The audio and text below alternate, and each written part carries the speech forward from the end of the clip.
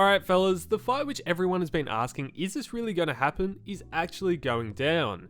Now the Tyson-Paul fight is one of the weirder promotions I've ever seen, and all the coverage I've seen from other creators is usually split into two categories. One being people who think Iron Mike Tyson from the 90s is going to come back from the Shadow Realm, and that Jake Paul ain't nothing but a YouTuber. To put it simply, ignorance. While the other category, which I think is the majority, is creators getting paid to big up the fight. Now, I don't have anything wrong with creators getting the bag. Hey, if they wanted to pay me, they could have. Although it wouldn't have changed my take on this fight.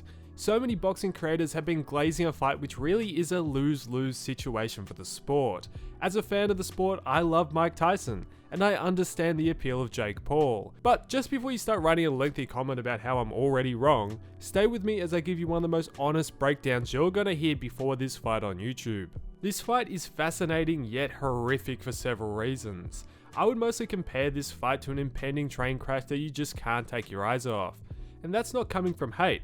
I'll be watching, probably so will you, and so will many you know, and probably a huge amount that wouldn't be watching boxing otherwise. I don't need to introduce the two really. You got Mike Tyson, who's one of the biggest names the sport has ever seen, whose career was basically over a quarter of a century ago, and Jake Paul, the YouTuber turned boxer which everyone loved to hate, and I say that in the past tense.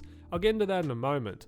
It's a matchup which on paper sounds interesting but doesn't make much sense in reality. So how did this even happen in the first place? Well, Jake Paul's promotion MVP brokered this deal with Netflix. MVP in Paul's career has bounced around almost all promotions you can imagine, and allegedly some people say they were the reason that Showtime Sports isn't around anymore.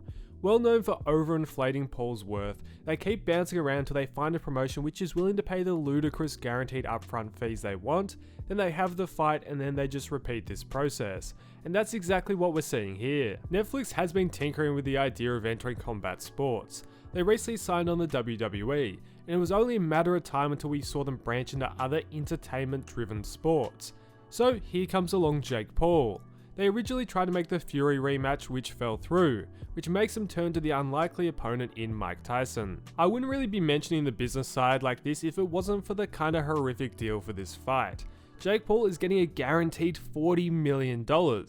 As he's peaking in irrelevancy, he's commanding the biggest paycheck of his career, while Mike Tyson is only being paid $20. Paul getting paid almost double, then the reason this is an attraction to begin with kinda rubs me the wrong way. For Tyson, he doesn't need the fight. Paul does. The whole Jake Paul show was originally driven from hate. All of us combat sports fans wanted to see him lose, and he was selling pay-per-views mainly driven from this hatred. Yet when he lost to Tommy Fury, this almost put the candle out. After this, it was clear there was a struggle for direction. He wanted to become an MMA fighter, then he wanted to gain a world title through a conventional boxing route, yet it was clear none of this got the previous level of attention. He himself wasn't enough of a draw. Nobody cared that Jake was fighting Andre August.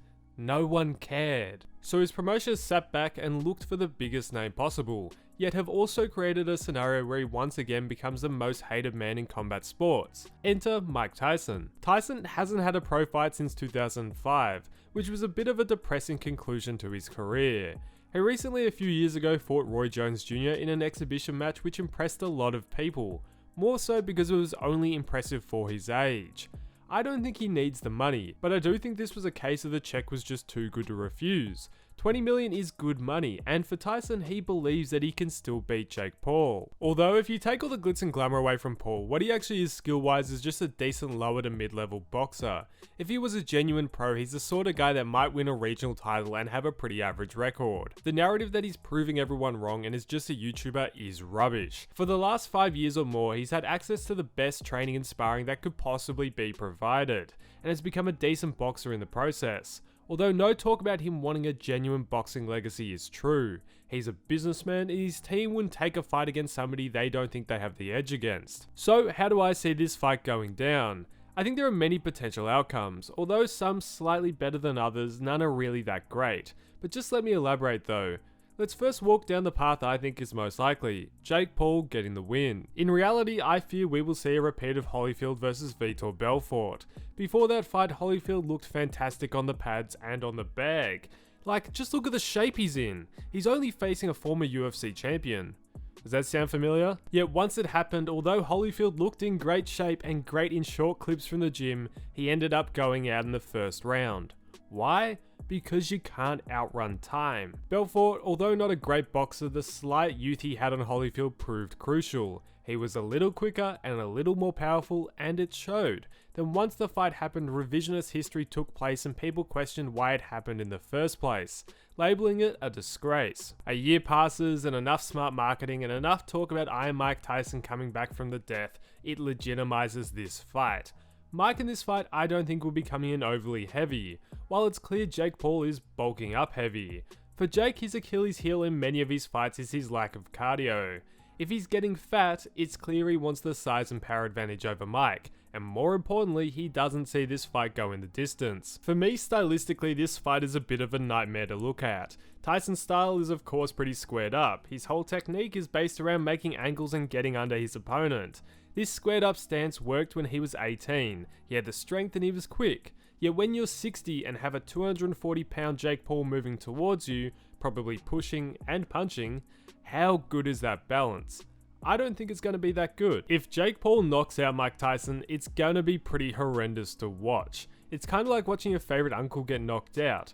If it's really bad though, it could have horrible consequences for the sport. God forbid he gets seriously hurt, it will further aid in the decline of boxing. People who don't watch boxing will see the results of this fight. It will be all over the news. And if it's ridiculously bad in the favour of Jake Paul, it's not bad because Jake Paul won. More so, how could our sport allow a legend who is basically a senior citizen to take this sort of fight?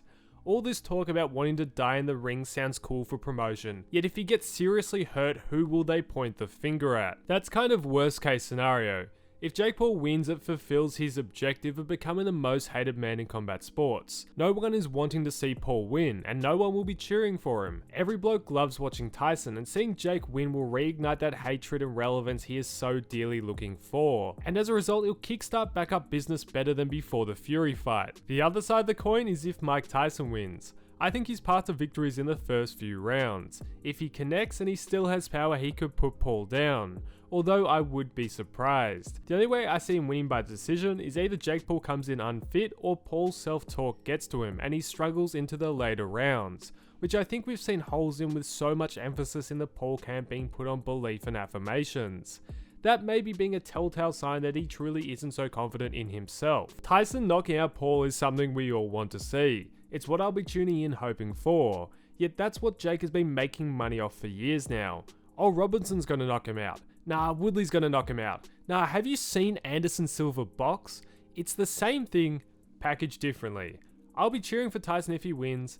It is the least bad situation. We all want to see Iron Mike Tyson come back out, yet he seemed to have faded by 2005. If he does go on to win this fight, my biggest problem with it is that he will legitimize boxers who are way past their prime coming back into a sport for paydays against younger competition. Lately, we've seen Julio Cesar Chavez Sr. wanting a comeback fight. Shannon Briggs is looking into it, and Tyson's career could continue, and who knows who else we could see. Yet somewhere along the line, if it isn't going to be this weekend, there will be a catastrophic ending to one of these gimmick fights, and that's something that no one wants to see. If Jake Paul loses, it will be spun that, oh well, he got knocked out by Mike Tyson. Do you know how legendary that is? He's got in there with the baddest man on the planet, and he tried to chase greatness.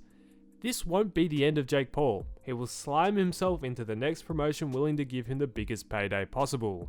If he loses, it really means nothing. I think when you're listening to a lot of dialogue around this fight, you the listener need to double check what you're listening to.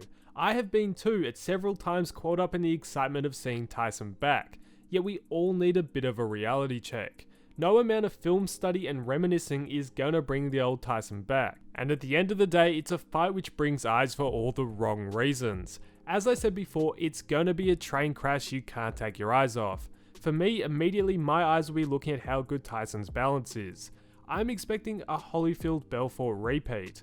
It would be nice to see Tyson come through with a win, but I'm bracing for the worst. And even if he wins, although it would be great for Tyson in the present, I'm scared for what it could mean for the future. Regardless of the result, I'll be around to cover everything post-fight, so make sure to subscribe and we'll be able to unpack this fight when it happens together. But let me know now what you think about this event. How do you see it going down, and do you think it's good for the sport? But thanks for watching, fellas, and I'll catch you in the next one.